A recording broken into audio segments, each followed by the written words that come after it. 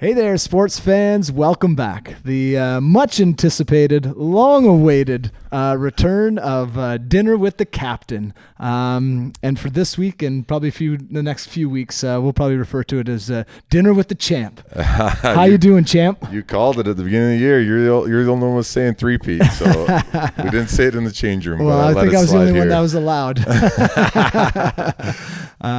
Whatever that guy says doesn't matter because, again, no one's listening, right? So. That's perfect. Congratulations, man. Thank you. I'm getting goosebumps all over again. It's pretty exciting stuff. Rarefied air. You could use all sort of the big words that I could think of, and those fit. I stopped there. But rarefied. Three-peat. Yeah, buddy. You said in the immediate aftermath when I think during the parade or the celebration, you talked about how high you guys had climbed, and that's where the pressure sort of was. Now that we're now almost, hard to believe, almost 2 weeks since that day. Yeah. How's it feel? It's awesome, man. And that's exactly what I was saying is, for Saskatchewan to be in the position they were this year, again, next year, right? It's easy for them. They could just, if they go to the finals again next year, they're in the same position next year as they were this year. For us, it took us 2 wins in a row to be in the position we were in this year. So it felt, things are closing in. Guys are starting to talk about retirement. If not next year, if not this year, next year, you never know. But it felt like it was like, this is our only chance to do this sort of thing, because if we have to win 2 more in a row to get back to the three-peat position, we might not have the same guys or the same team. So, that last game, there was a lot of pressure. It felt like a lot of pressure, and not in a bad way, but it just, that sort of stuff sort of creeped in a bit, and it's like, I would say that last game, I don't know what finally clicked or just that decision was made, but 15-6 in that final. I don't ever feel like the game was ever in doubt. What were you guys talking about? Hold on, before we get into that stuff. Sure. We gotta celebrate. We gotta celebrate. And we gotta thank, who's that? 13th Street Winery? 13th Street Winery. All right. Do you know about 13th Street? I know it's got a Bandit connection. It does, yeah. Tom Whitty, this is his family's winery. He works there, and I thought it'd be fitting for today. So this is their 2021 Syrah, their reserve. So I'll open this up for us, and let's talk about 2021 as we're doing this, right? Because that's kind of the beginnings of what you guys are kind of celebrating now, right? Like, it's COVID is kind of like, is this team going to stay together, or what's going to happen with COVID? Like, we've got a really great team here, and yeah, after 2019 and COVID hit, I didn't know if we'd ever get a shot back at even playing in the league again, right? Like, when COVID was on, and we did a little bit of 2020, but then 2021 we just didn't even play at all. Didn't play. These grapes were growing. Yeah, that's right. He was so paying real close attention to what was going in the bottle. Yeah. But that is like, you can go back to 2019, and that was that Vino's first year with you guys? Vino's 2019, yeah. Yeah. So that's kind of the starting. Like, that's we've got our core, and then we've added the goalie, and now we're ready to go. Cheers, buddy. And then we get to 2021. Some good wine is brewed. You're not sure there's ever going to be a team again. And you guys come out of it, and you're ready for this run. Crazy. Yeah, I don't know. We had something special in 2019, but our team from 2019 wasn't the same one in 2022 when we lost, right?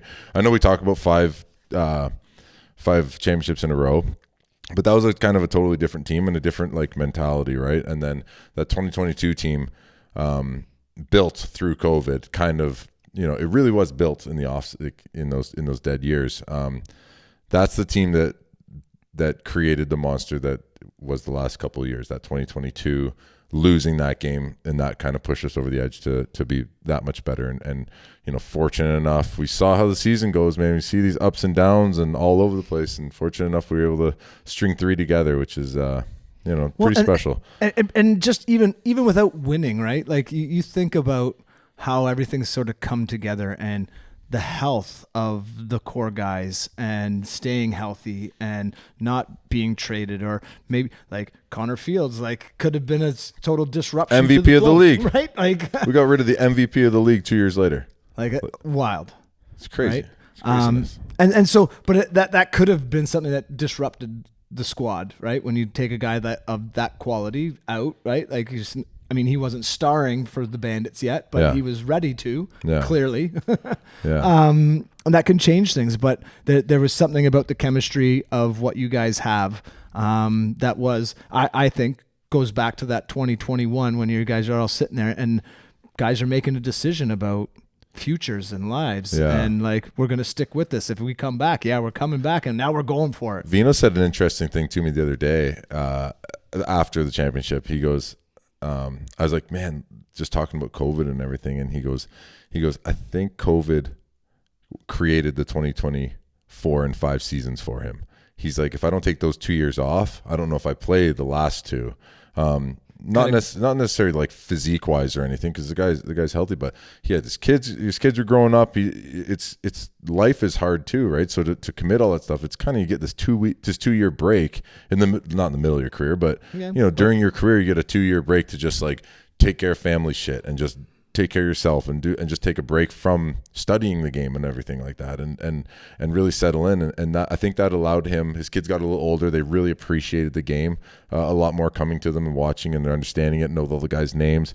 And he's like, it kind of allowed me to extend my career a little bit, those extra 2 years, which put us into the position we were in this past year. And put him into the position of, I mean, we talked about it early in a few episodes ago, just about where he stands in the pantheon of lacrosse players. He is the only professional athlete to have 2 3-peats with a different team. I love that. Like, the only other guy that has 2 3-peats is Michael Jordan. Jordan, same team. And that same team, right? And now there's guys that have won. I mean, you look at the Celtics and they had like 9 in a row. Yeah, like you're talking, I don't even, before the... Yeah, right? And it's a modern era. Yeah, and the Montreal Canadiens winning 4 in a row, and like the Islanders winning 4 in a row. But like 3-peat, like you said, like that idea of like, do you think this pressure will be the same if you guys are there next year and you're feeling like going for the 4th? It depends on who's in our locker room, but I think it will. I think we're going for the 4th, man. Like, no one, like, it's hard to say. People are like, are you going for it? It's like, you can fucking go for it every year. Every year we want to go for it. Yeah, you're right? really like trying. That's kind of year. The purpose of what we're doing. Yeah, exactly. So, in terms of like going for it, do we have the team support to spend money and keep the team together, and everybody that wants to keep playing? I think we have I know we have the team support to do that. We have the team support to be by team, I mean the front office. Like, we can spend the most money. We bring in the most money through our fans, so we can spend the most money. We're still making money as a team, right? So I don't think they're going anywhere in terms of like the core group of guys are going to, Josh isn't going anywhere. Dane's not going anywhere, right? Like, I'm not going anywhere. Weiser, all these guys, we're just going to, we're staying in Buffalo. And, you might see guys retire, you might not. I don't know. I have zero inside scoop, dude. It's nuts. And I'm kind of leaving the guys alone too. But that's what I was going to say. Like, are you trying to avoid the question? Wait, about me? No, about them. Like, are you avoiding, like, when you're talking to Dawson, or you're talking to I don't think Vino? Dawson's retiring. Like, no. I golfed with him the other day. He's like, I don't go nowhere. He's like, if they want me back, I'm back. Like, that's kind of everybody's mentality. It's like, we see the writing on the wall for our bodies, and how, we're really having to make up for our agility and our speed with throwing different looks, defensive looks, and different plays defensively at them, and how to switch guys around and different looks that way. So we have to throw that. Like, we know the writing's on the wall. Eventually, the team's gonna go, I got to go in a younger direction. Yeah. But everyone seems to be willing to run it back. I'm not saying everybody, but, but I haven't got any retirings yet. Right. And like you said, the front office and everybody has said, like, we're in for this. Oh man, that's so good. It is really good. It's go. Like, lacrosse is so fun right now, man. It's so much fun. Like, playing with these guys and golfing with them and hanging out, and like, you don't want it to end. But like, there's lots of time for it to be over when you're retired. Like, just keep going as long as your bodies can. So, I mean, one of the things that we've really, people I think have loved about this podcast is talking about that sort of life piece and the pressure that went along with it and getting some insights. So let's take a little bit of a back, because it has been a few weeks since we've been together to talk about this in this way. You're going into your championship game. And I saw you, right? That one game against Georgia, like San Diego this year. Yeah. San Diego. Sorry, Georgia was 2 years ago. Last year. We won against Georgia last year in overtime. And yeah, this but year now it's last year. So yeah, you're right. And now we have San Diego. San Diego, oh right? And I remember it, right? Like how intense that stress felt. That like, week here was nuts. Like you were exuding, like, not just tension, not stress, tension, right? Yeah. Like just that anything can happen. Yeah. You get through it and you get the game, and now you get your 2 out of 3, and it felt like it was a bit lighter because you kind of had that wiggle room. Mm-hmm. But then now it's the championship. You get to the place that everybody's been talking about getting to, and that tension really returned, and I multiplied. Yeah, I guess. Like Dane said to me, I don't know if it was before or after the San Diego game. He goes, if we don't lose in a series, right? He's like, this is the game that's like, it might have been after the game they said it, but it's like the one-off games where anything can happen are just so scary. Right. You don't know. And San Diego's not an 8th place team. They're that good. They're just injury prone all year. Like, kind of like, oh man, what a road to the finals we have. We have San Diego, who shouldn't be in 8th place, and then this Vancouver team who probably shouldn't be in 4th place because they got there because they've been on a seven. Well, they got the goalie that they weren't supposed to get for another year or two. Oh my gosh. So then you're like, okay, great. We're playing like these two teams, right? And then, you have anybody coming out. We have Halifax or Saskatchewan right? And you're just sitting there going like, oh man, what a road to the finals this year. But yeah, it's in a series, we trusted ourselves against anybody, like any team would. Like Saskatchewan trusted themselves in a series against anybody, right? But there's the like, it's hard to put your finger on it, like if it's like the experience that paid off or if we did something different, because we changed looks all the time on D. Like, I covered their lefties, I covered their righties. Paulie came over to cover their righties. That was the big move we made in the finals for everybody to put their finger on one switch that we made. It was we put Cam Wires and Justin Martin from their lefty D guys. We put them over on their lefty O guys. So they came over to play with our righties because they have great foot speed. Their foot speed is incredible. And with guys like Zach Mans and Keenan, and we didn't know if Anderson would be in, and that other guy that has the mustache, I forget his name. They're so fast on that left side. So we matched their foot speed because for a time there, it was me, Weiser, Paul, and Calvin Teese, and it's like, okay, we're all 6'5", but we're like not foot speed wise, we're not matching them. So we split us up. I went over to the righties because Paulie and I think the game through a lot, and so we were able to cover Church and Shanks and those guys. In the first half, it was a little bit of like getting used to each other, but I think we really clicked halfway through the game and paid off, right? No kidding, right? You shut them out in the second half. Yeah, not that they didn't have chances, and Vino still made saves, but it was like we really felt our shift, our move working really well, so it was good. And so game 1 at home. Exciting, great game, like kind of what I think the NLL would have hoped for in a game, not necessarily what Banditland was hoping for. I think they wanted to see another 15-6 game, but 12-10. Yeah. And sort of the game is in the balance right to the very end. Yeah. What's going through the mind? Like, we got to get this game here on home floor, or hey, we don't lose a series, let's just we're still kind of relaxed about things. Like at what point after the game? No, like during that game. Dude, you are so focused during the finals. Like it's incredible how focused you can be on just playing your next shift. Right. It's nuts, man. It's like you're almost having to like consciously check the score. I don't even check the score. I don't look at anything. It's literally like this has been working. Let's make sure we go out there. Like this next shift is the biggest shift you'll ever play in your life. This next shift is the biggest shift. Like you have to stay so focused like that. Like I don't even care if the offense is going to score. They're not going to score on us. We have to stay dialed down here. Oh, they got us on something. What did they do? Okay, make an adjustment. You have to. If you start thinking outside, man, 2 minutes left in the finals in the game 3.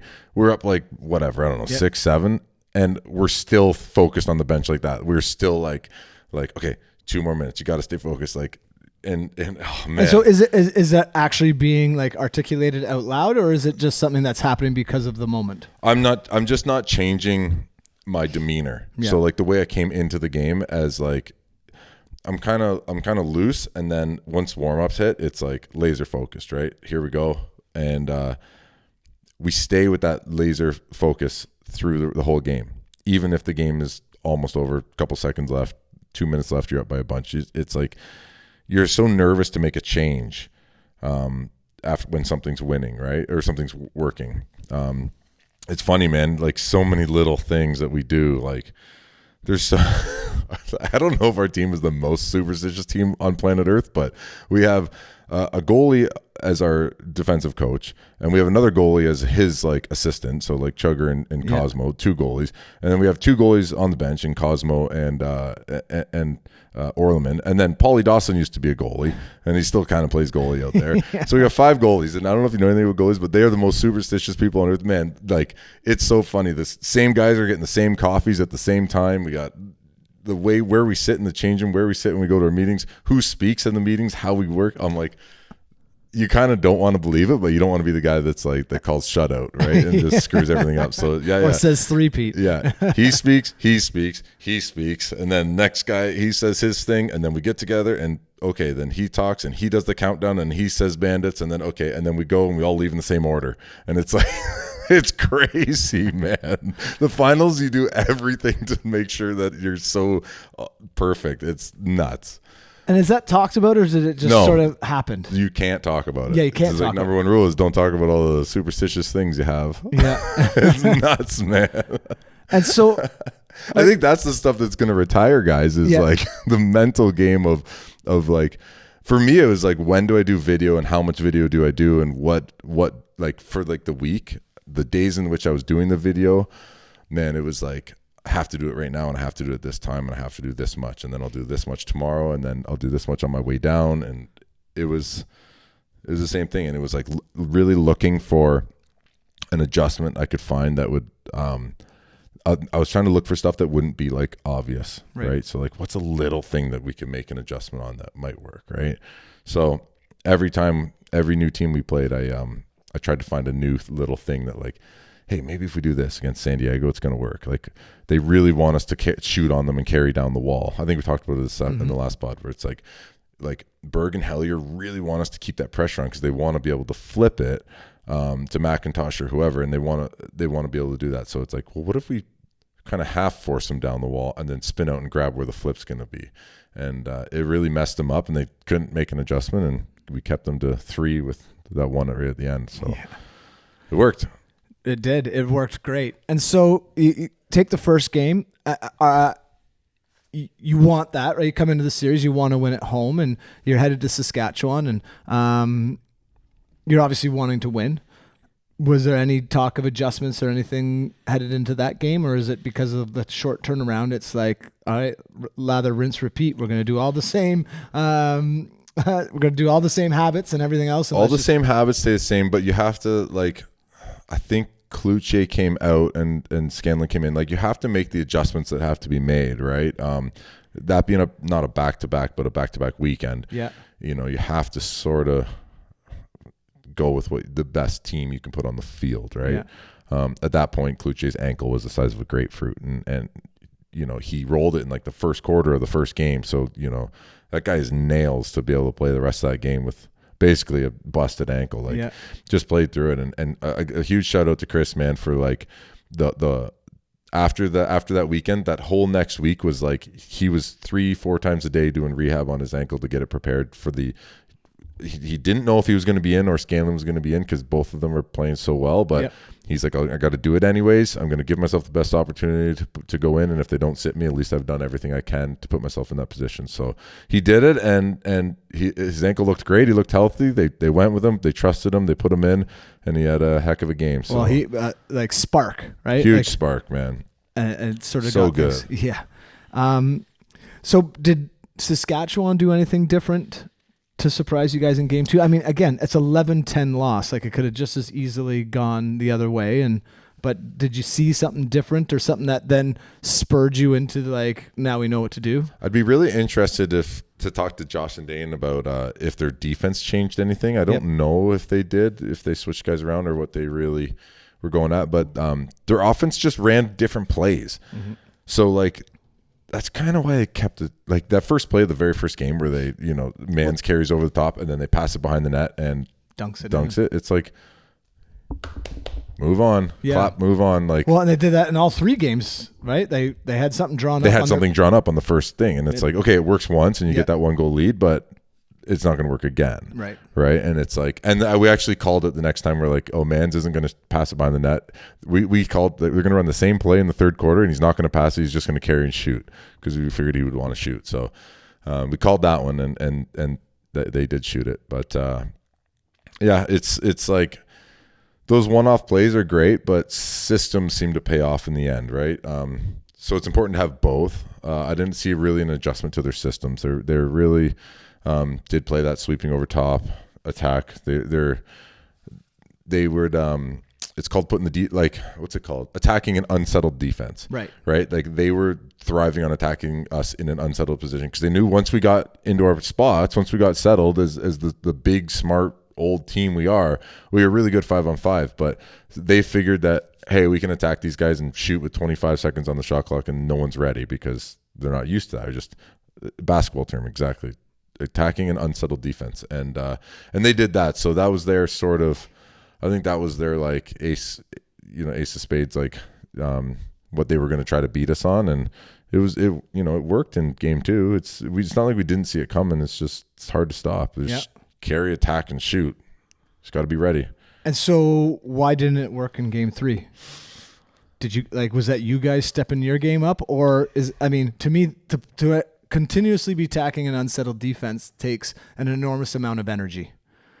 And so, you might get that advantage in game 1, but if you're going to try to bring that same level of energy 2 days later, that's really tough. Honestly, dude, I think putting Wires and Justin Martin over on their lefties and being like, hey, when they come on the floor, like you picking them up really early. Yep. Like Paulie and I might be able to do it, but it's a tough thing to do all the time, right? So putting these 25-year-olds over on them and just pick them up early, don't let them shoot, and we'll go cover. And I know I don't know, it's hard to say, but I can push Shanksy all the way to the boards if I wanted to, right? So the big thing was getting me over on Shanks and kind of playing that intimidation game of you come near them anywhere near the shooting spot and you're gonna get popped. So it kept him off to the boards. It made him take that extra step and a half out, and then we allowed Wires and Weiser and J Mart just to match feet with those other guys on the other side, and it wore him down, man. It didn't allow him to shoot that crow hop in, and they had to shoot that from pretty far out. So I don't know. That's the only thing that kind of comes to mind right away. I honestly haven't watched the game back yet, so I don't know if I will. But it's. Have you watched the other games? I watched the first 2. Yeah. And almost immediately. Well, we watched the first one on the Saturday, so we played on the Friday. We watched it the next day on the Saturday, and then I watched the Sunday one later in the week. Yeah, but. It's hard because it's a lot of times they're running scramble ball, right? So it's the adjustment had to be just match. And now you're not necessarily because there's nothing next, right? So now you got to sit to relive it. Have you watched any of your other previous championship games? Honestly, I haven't watched much lacrosse. I'm playing for the Chiefs now. So. Man, you're stealing my thing. I was gonna be now that we're champions, you're sitting back and relaxing, right? I'll fill up my cup. Yeah, we'll talk about that. I'll take a little bit too. Yeah, you will. It's good stuff. Well done, Whitty. But so you win 15-6, and you've already sort of said that even with 2 minutes to go, you got the 6 or 7 goal lead. You guys are still really dialed in and stuff like that. But when are you feeling it? When third quarter you shut them out, and it's just like, yeah. Dude, I'm literally telling you, it wasn't until like the last minute of the game, or under the last minute, and what is that? Just a refusal to believe, or just an inability to get out of the moment? Like you're just so zoned in. For me, I was just scared that they were going to all of a sudden score like they're going to score 9 goals. I don't know. You never know. Stay focused. Like, sure. It's easier to stay focused than it is to crawl out of a hole. Yep. And you're just so excited to keep the score the way it is, and is that sort of like let's bury them, like let's give Banditland more. They just want more, right? And that's that's where you get to the 4 thing, right? Like because in Banditland they've got this 1, 2, 3, 4, and we want more. Yeah, right? Yeah. And now they're on to the 1, 2, 3. We want 4. Yeah, but burying them is one thing, but it's man. Like social media does a lot of nutty things to people, and their social media did a good job of like getting under their skin, and kept saying like, hey, they kept thinking that they're the better team, and like JT said, he's like, at one point it was like they keep thinking they're a better team, but we've played them twice and we beat them both times, and then they beat us and we were up 2-1, but we beat them three times, they beat us once, and they still think they're the better team. And it's like, so the big thing for me was I got off social media for the finals.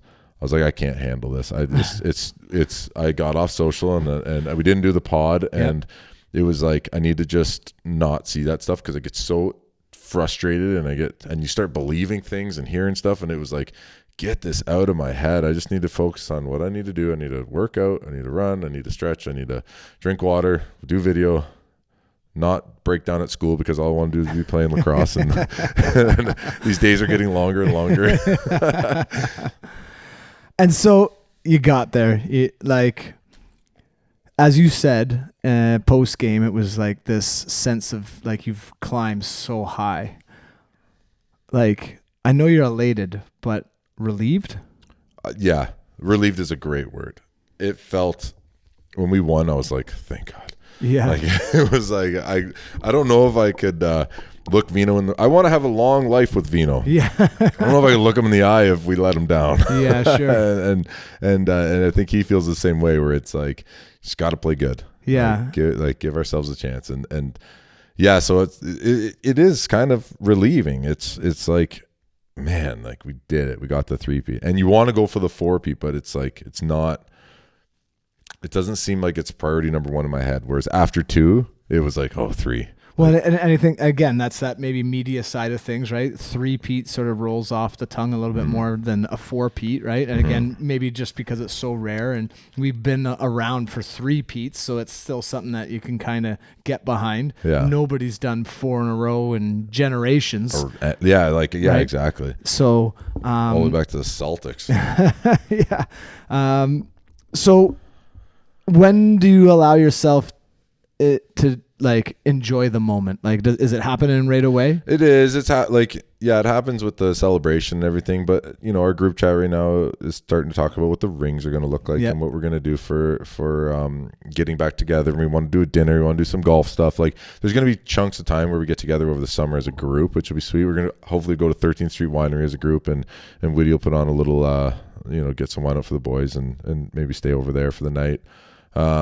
Golfing would be nice, and then then it comes to like signing season and who's going to sign and who's coming back, and then that's when you start thinking, okay, like you start looking at your roster again, and you go, oh man, he's back, everybody's back, okay, let's go get it, right? And that's sort of when you let that sort of creep in, but right now it's how can we enjoy this together as a group? Sure. And I mean, I know it's a group thing, but you have talked about how the individuals on your team have sort of given up some accolades, right? And I know that, and I know how much pride some of these dudes take in being recognized as individuals.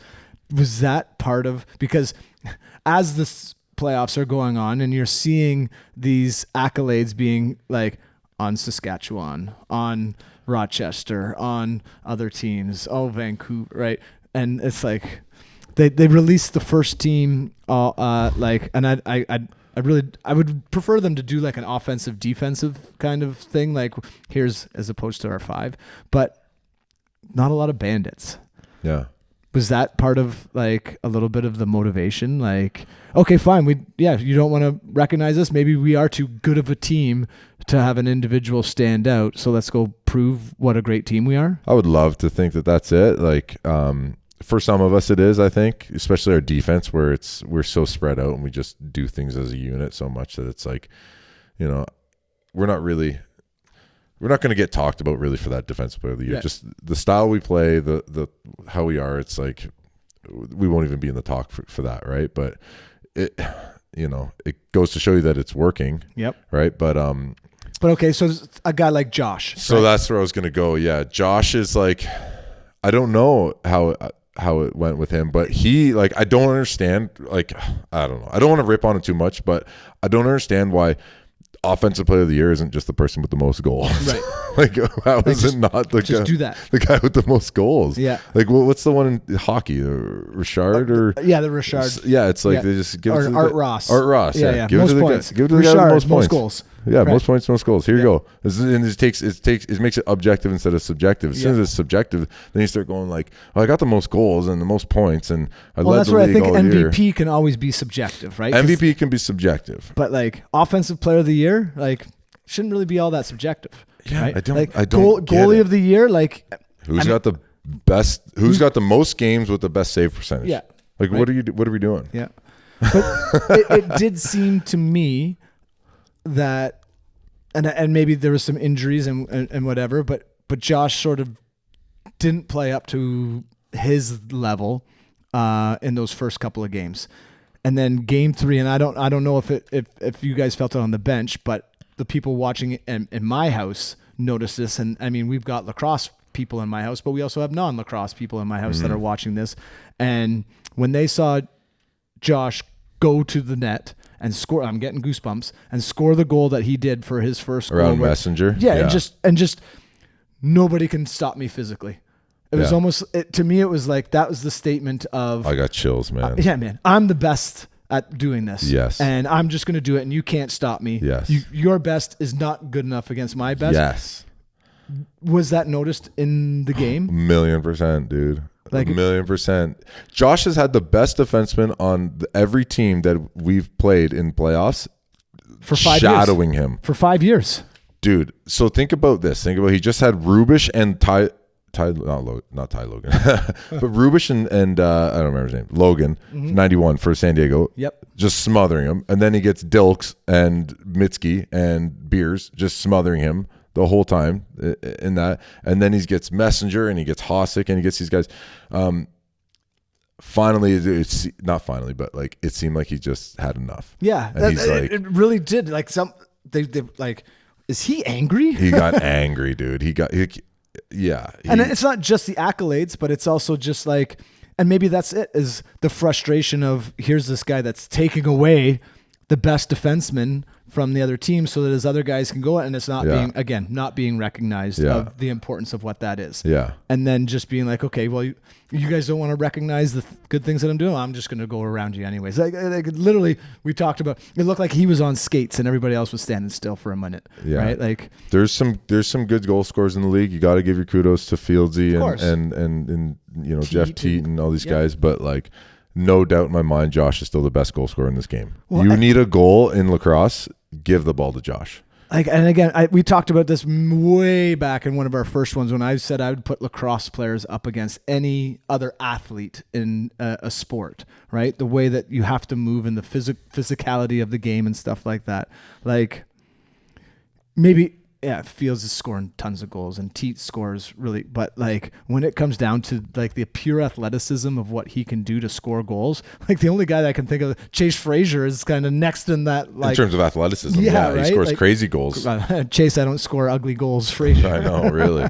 So I got lots to say about Chase. I love that guy, man. It's funny because in practice, it's like you throw that guy a terrible pass and he just grabs it, and you're like, oh, right where he wanted it. It's like 5 feet over his head behind him. You'll still catch it. And it's like, but in terms of Josh, it's like he shoots a lot less than those other guys, right? Which I don't think gets taken into account. Like he has a lot less shots. Like Fieldsy had like 280 shots this year, right? And like a low shooting percentage, and that's fine. I Fieldy's a great dude. I played with him for a lot of years. It's like I'm really happy for him to win that award. But is this like taking it into consideration at all for like? Well, it almost, to me, it felt like it was just like, we can't give Buffalo everything. It's a LeBron James thing. Yeah. But it isn't. It isn't. It's. Well, you guys are more likable than LeBron James in the end. I know, but it's. And I love LeBron James. I don't know who votes on this stuff, but I think like each team gets like 3 votes, and then the media people each get votes. Sure. I think I'm not totally. I'm gonna sure. get myself on that somehow. Yeah, get on I'm the a vote. media guy now. But it's. Help me out, buddy. It's something. I think it's something like that. It's just the way that the numbers sort of work out. Like Pascal Siakam getting Eastern Conference MVP over Ty Halliburton by 1 vote, and it's like it's just the way, some people have Josh at 1, some people have him at 3, and some people. Well, yeah, because you got Josh, and then you got Dane. We haven't even talked about Dane yet. Exactly. Right? So maybe Dane steals a lot of Josh's votes, and Josh, like, it's just the way and then the voting. Way Ian was playing through these playoffs. Well, right? that's a huge shout out to Ian, because when you lock off Josh and you lock off Dane, and then that's where we show our depth. When you have Dahoka and you have Bucky and you have Chase and you have Kluche and Scanlon and then Ian McKay, goal scorer friggin' of the playoffs, man. Like, went to work. It's so like, and so that I went there, but then I kind of went away from it. But when I talked about you feeling elated and that sense of now I get to enjoy it, like I was watching, I'm trying to pay close attention to things. It's just on TV. But when they announced Ian McKay as MVP, your smile, like you're already smiling, and then like it exploded. Like, to me, it looked like that was like you were so not just so happy for him, but happy for the team in the way that here's a guy that's given up everything for the team to be recognized individually for what he did. And I mean, he is an incredible individual effort, but it's not possible if they're not keying on Josh and they're not keying on Dane the way that they were. I think so. He still has to score those goals. He doesn't even care if he cares if he scores goals, but he's not looking to score goals. He knows that his job is sort of to create confusion, create movement, create open spaces for Josh. And in doing that, he's going to get an opportunity to shoot the ball. Like, I didn't shoot a ton, right? So when he got that opportunity to shoot the ball, he was stinging him. So he's just so good. Like, in what that a way. gift to have at the end of a shot clock to put that ball in his stick, and it's just like from 40 feet away.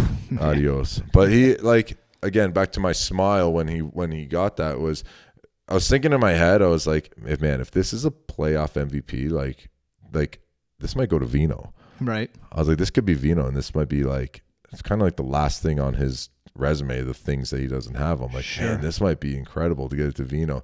I'm like, whatever. They'll probably go to Josh or Dane, like they, they do, right? And then it goes Mickey, and I was just like, whoa, like, yeah, of course, Mickey, like, that's awesome. And what a special year for him to be able to cap it all off. Totally, that, he's right? had some ups and downs, right, family wise. So it's like, I know he's playing just above and beyond. And he's just the role he took on for the team, man. He does transition, he's offense and defense, and he doesn't care, and he doesn't get in any of those accolades. He's not offensive because he doesn't play enough. He's not defensive, he doesn't play enough. He's not training, he doesn't do enough of it. He's just kind of all over the place. So he doesn't get considered for any of that. And then to be the finals MVP, you're like, oh yeah, shove it, everybody. I'm still the best, like, at lacrosse. Yeah.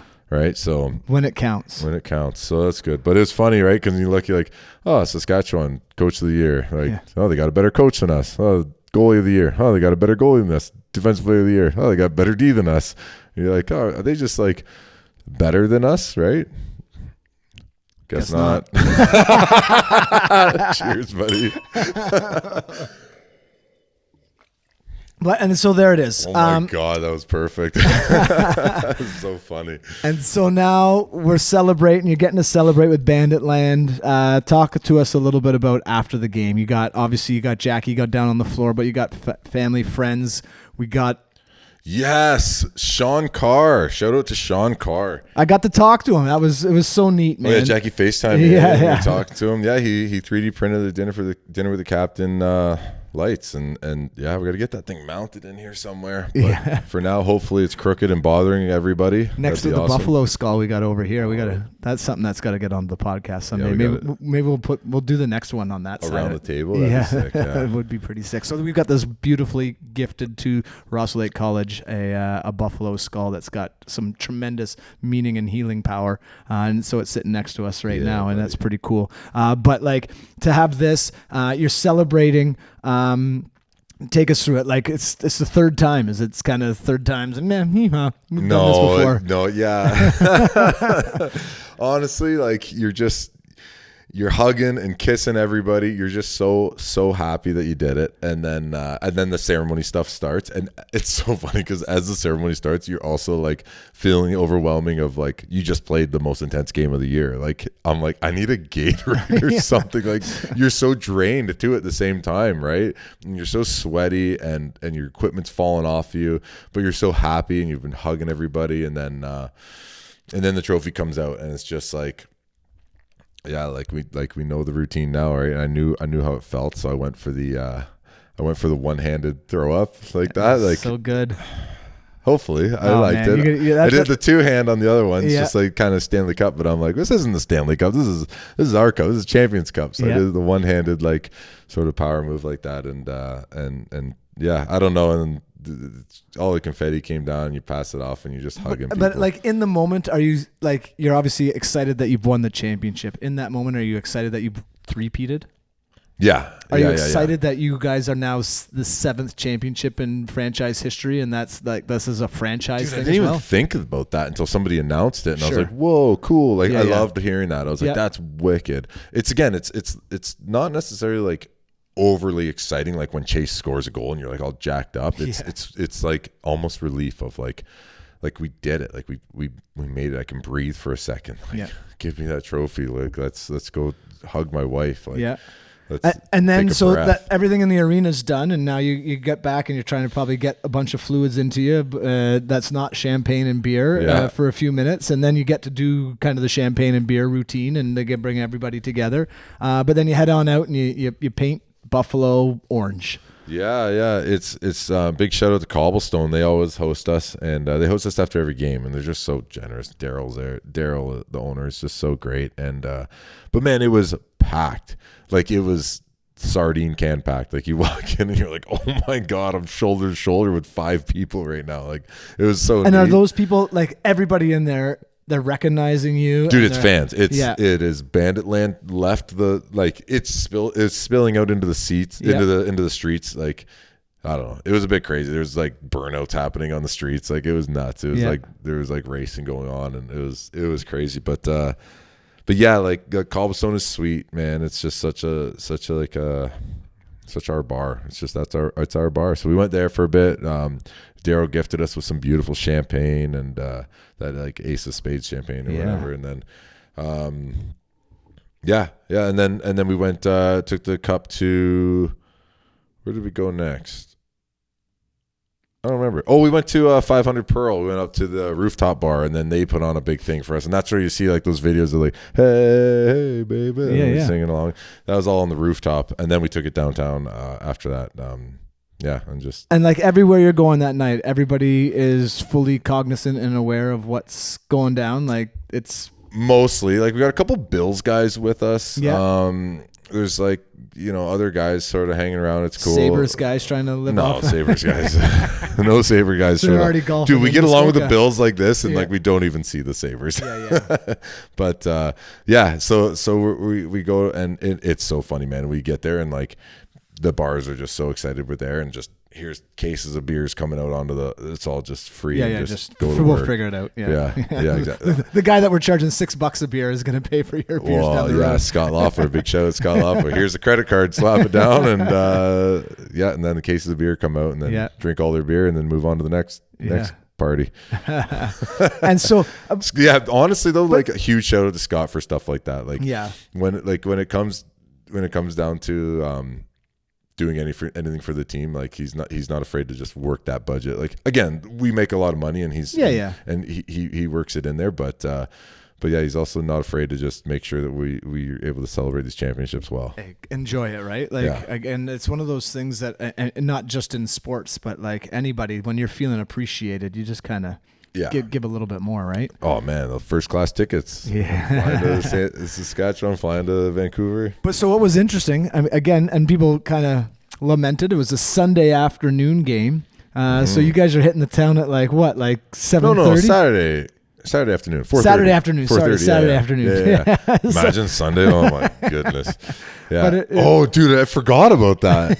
Yeah, we were at the bar like by 8:00. Yeah, like, right. It was nuts. I remember being with Jackie and we were. Like the sun hasn't even gone down Dude, yet. it was 3 a.m. I'm like, oh my gosh, like it's so late, and we've been up. My feet hurt from standing. Yeah, like it's not 3 a.m. after getting off the floor at 10. Oh right? man, I remember my like calves swelled up. My legs were like swollen by the end of the night, and I was like, and that's not just from soaking shots. no. Yeah, it's just like you're just it's too much standing. Yeah, It's so much. I need to go put my legs up the wall. Yeah, I remember that. Yeah, and then I woke up in the morning and they were back to normal. I was like, oh, thank goodness. All right, so what's next now? You already stole my joke because I was going to be like, hey, so what's next? You're sitting back, relaxing, Yeah, kicking buddy. back, but no, you're playing 4 games in 7 days for Yeah. 6 Nations. So it's summer ball, Summer ball's here. and I mean, like, we would talk about it, but in this school year, because that's what matters to us and how we measure time is by school years. It's almost over. In this school year, you've won a Man Cup, you've won a World Championship, and now you've won your 3rd NLL Championship. Oh, I didn't even think of that. What's the hardest one to Dude, win? I didn't even think of that. September, October, and now into June or May at Yeah. the time. Well, Whoa. you haven't been his teacher as long as I have, so I've been measuring time by school years my I entire didn't life. even think of that. I like that. But, so which one? And I could argue for any of them, but to you in this moment, what's the hardest one to win? Well, It's got to be the 3rd NLL Championship, right? You just answer for me. Of course it is. Yeah. Yeah, because that's like you're like you're measuring it in like it's hard to weigh them against each other, but when you think about 3 in a row with the Bandits and the way that the playoffs are set up with the NLL, it's like hands down the 3rd NLL Championship. Hands down. It's just so hard. Like to get in this position. That's why it's only happened once before with Vino. Coincidence? I don't think so. Yeah, so I don't know. We're playing with the Chiefs now. I'm excited, but I'm also at the same time still just celebrating, thinking about the boys, the Bandits team. And there's a fair number of Bandits on there, a couple more this year than there was last year. And like, do you guys kind of levitate into the room right now? Like, as you kind of go walking in there and you, dude, there's so many. you see some Halifax guys, dude, Georgia there's so many guys. important people in that room that, like, yes, everybody gives you props and congratulations, but at the same time, it's like that's Cody Jameson, man. Yeah. He's won 3. Like, Yeah. he's the captain of your team. Like, he's levitating everywhere he goes around there. Like, it's man. It's the place where people understand you the most, right? Of like what it takes to be in that position. So it's a lot of like-minded people together now working together towards a different common goal. It's really interesting. You know what? And I think an awesome place to kind of wrap this up is because that's a really interesting way of saying it, right? Like, and when you think about the young kids playing, like these are the people that understand you the best, right? Yeah, Your teammates. exactly. You've been through it all. You've been on the other side of it, right? You've competed against each other, and now you're competing together. And you guys are back-to-back Man Cup champs. So that's what we're going for now. That's the next. They've already. I only came last year, so they've already got 2. So they're going for the 3-peat. Oh, are they really? I'm going for the back-to-back. But as an organization, they're going for the 3-peat. I didn't actually realize that either. 2023, 2024. Oh, there you go. Yeah, 3-peat. Should have heard the owner. He goes, I don't want to say too much, but he was great. He goes, if we get this 3-peat, I can't wait to see what the rings are going to look like. Or you can't, like, just wait and see what I do with the rings.